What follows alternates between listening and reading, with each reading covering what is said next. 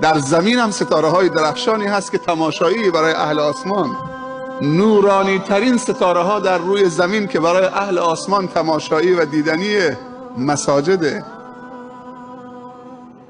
هر کدومش مثل ستاره روی زمین می درخشد و اهل سما نگاه میکنن.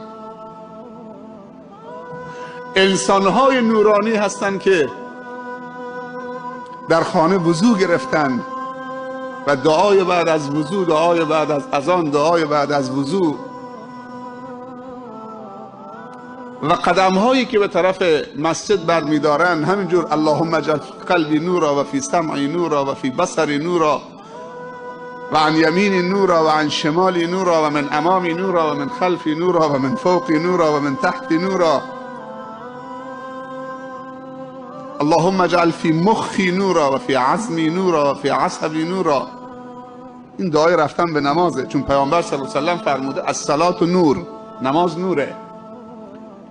این دعای رفتن به مسجده. وقتی تو خونه وضو گرفتید، قطرات آب وضو از سر و صورت و دست و پات به زمین چکید و با دستمال خوش نکردید و آخرین چرک های گناهی که با صورت، با دست، با انگشتان، با پا انجام دادید، با آخرین قطره آب وضو از بدن چکید، نورانی شدید.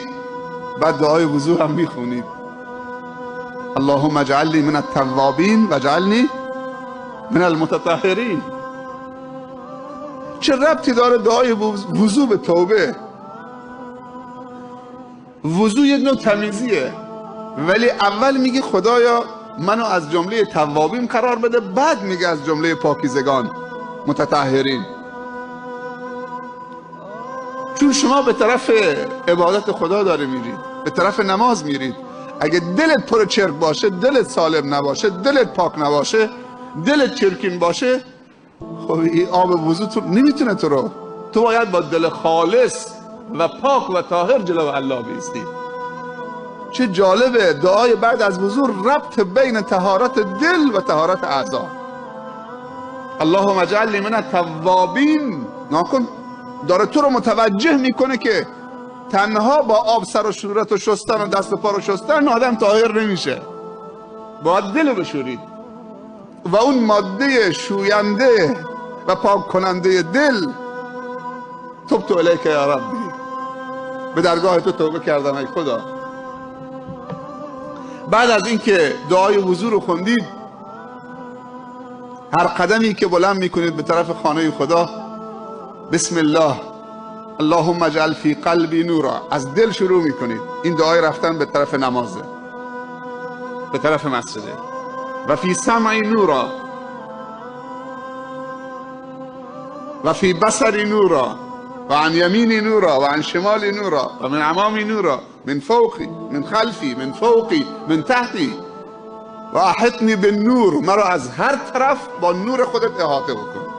با این وضعیت اگه انسان به مسجد بره، وقتی رسید به در مسجد هم بسم الله، با بسم الله اللهم افتح لی ابواب رحمتک، خدایا درهای رحمت تو باز بکن. اگر رحمت در خانه اش نباره پس کجا میبارد؟ باید از خدا بطلبید. همینجور که در خانه خودشو باز کرد، باید تو خانه خودش ازش بخوای که در رحمتش هم باز بکنه.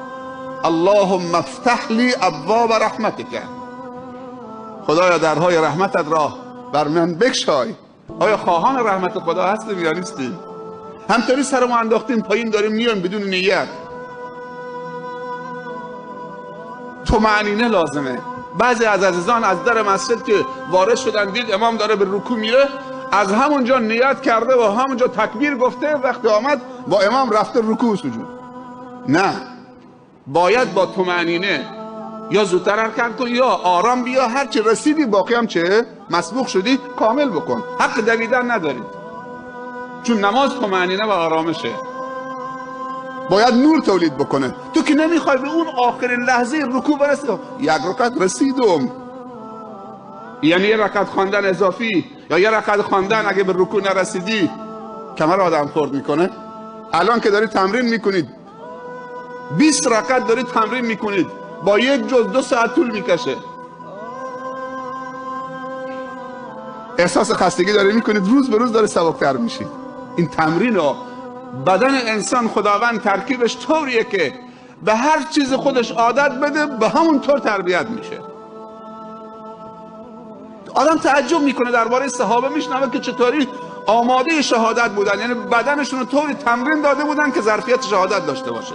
یعنی اونقدر خداوند در بدن انسان و از درون انسان ظرفیت سازی کرده که این ظرفیت ها رو و این استعدادها رو باید پرورش داد.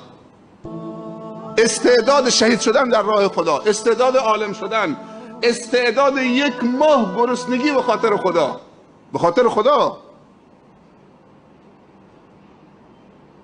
هر استعداد انسان داره.